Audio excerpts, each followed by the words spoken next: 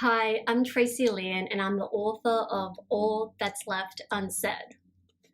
The novel is set in the year 1996 in Cabramatta, which, as some of you may know, is a Vietnamese refugee enclave in Sydney, Australia.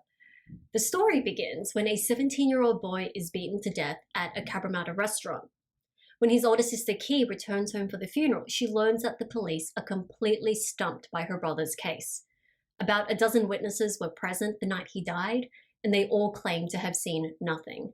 So Ky takes it upon herself to track down each witness to find out what happened. I wrote this novel because I really wanted to challenge the myth of the model minority. Growing up in Australia, in the Cabramatta area, I was told from a really young age that you're as Aussie as they come, that you belong, you'll get a fair go, and that Australia really values multiculturalism. But I realized at some point that this wasn't quite true and that it didn't apply to me or to people who looked like me. I realized that my citizenship was conditional. It was conditional on my gratitude. It was conditional on my impeccable behavior. And if I ever did anything to step out of line, then I risked being perceived as a nuisance or worse, a threat. Now, we've seen a version of this play out in America recently, where Asian Americans, once thought of as the country's success stories, were almost overnight viewed as threats to public health or carriers of the Kung flu. And to be on the receiving end of this sort of hate and fear, it's frustrating, it's confusing, it's hurtful, but one of the things that has been left unsaid for a long time is that it's also dangerous. And that's what the title of the novel refers to. It's about the unspoken consequences of anti-Asian sentiment. But it's also about so many other things that are often left unsaid, like the responsibility that the children of refugees and immigrants feel that they have for their parents, how we withhold information to protect those we love. But it's also about how no community is a monolith. We often hear of Asian Australians or Asian Americans or rural white farmers being spoken of as if there are these monolithic blocks who all think the same way and feel the same way, when the reality is we're just like everyone else. We're just as complicated and stubborn and smart and goofy and funny. We're just as capable of failure. And so my novel tackles a lot of these heavy issues, but it was important to me that this could be a fun read, which is why I borrowed a lot from the conventions of murder mysteries. So as you're reading, with each chapter, you're getting closer and closer to finding out what happened on the night of Ky's brother's murder and who did it and why they did it and why no one will speak. So I'm going to read a short snippet from about, in the middle of the novel. It's from the point of view of a woman named Sharon Faulkner. She is a very well-intentioned white woman who was there the night that Ky's brother was murdered. She's a high school teacher, and the reason I wanted to read from this chapter is because I think her chapter illustrates how even the most well-intentioned people can get it wrong, and also the tension that was inherent in this community at the time of the story.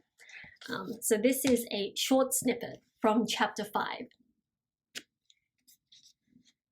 When the first Indo-Chinese refugees arrived in Australia, Sharon Faulkner was a high schooler in Sydney's inner west who had seen Asian people only in photos, on the news, and in World War II textbooks that showed propaganda posters of the Japanese as buck-toothed rats. When the first Indo-Chinese refugees left the Commonwealth migrant hostels in Villawood, Fairy Meadow, East Hills, Mayfield, and Dundas, equipped with a handful of English phrases, hello, how are you? Very good, thank you. What'd it mean?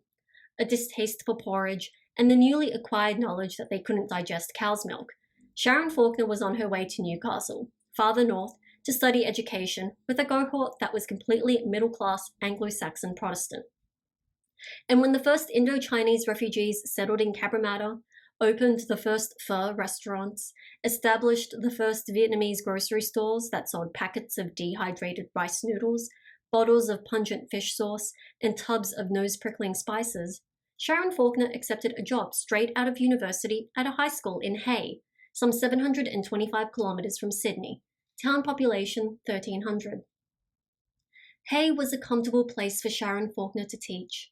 In a place like Hay, teachers were on a first-name basis with parents, and the kids themselves weren't too different from her. They all burned easily in the sun, watched cricket on Boxing Day, and used the term mate in a passive-aggressive manner to signal that they'd run out of patience. Sit down and shut up, mate. But Sharon was a city girl at heart. She wasn't made for Hay's scorching summers or the vast ring of nothing that surrounded the town and stretched for hundreds of kilometers in all directions. The first time she saw a tumbleweed, she ran out of her cottage in pajamas and a pair of flip-flops to follow it, giddy to see where it would go, a neighbor's driveway. She never thought they were actually real.